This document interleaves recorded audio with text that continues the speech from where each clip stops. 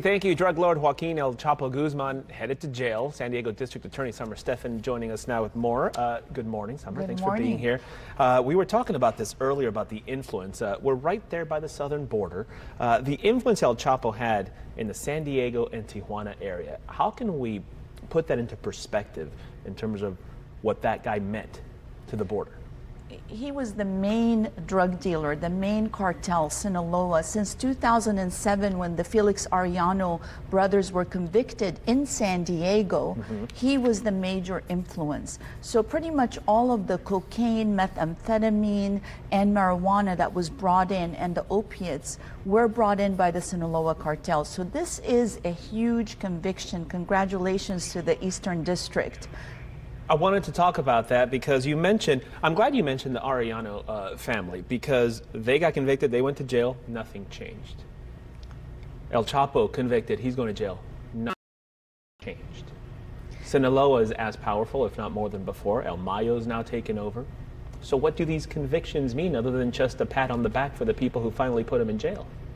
Well, what they represent is that you can't get away with it here in the United States. It means that this person who was able to escape from jail and continue to murder people in Mexico, continue to bring so much cocaine that it can basically provide cocaine to every person in the United States, is held accountable, and that's important. Does it make a difference to have a conviction in the U.S. for perhaps other cartel leaders, but they don't seem to be fazed by it or intimidated by the U.S. legal system or our jails or anything?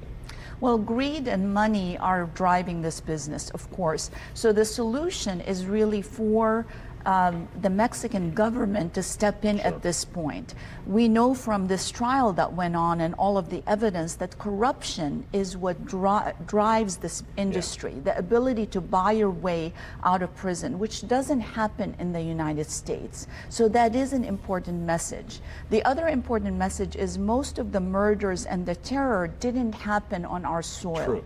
And we have to make sure. We actually did a case in San Diego where that terror and torture was coming on our side of the border, and it's a strong message to not do it. Okay, completely changing the topic now. We wanted to talk about this art installation you guys had. It's a graffiti piece, so explain the idea for this, where it came from, and what it really means.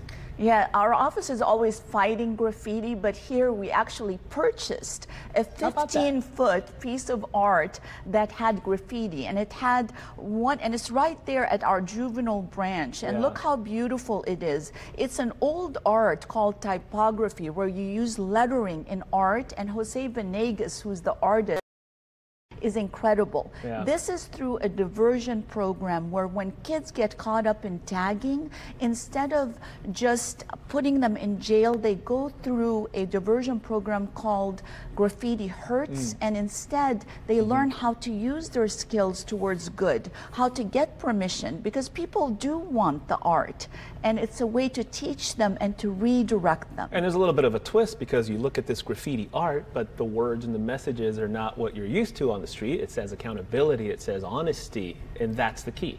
Exactly. It's using that same artistic ability, but for good, for messaging that isn't about gang territory, about threats and power.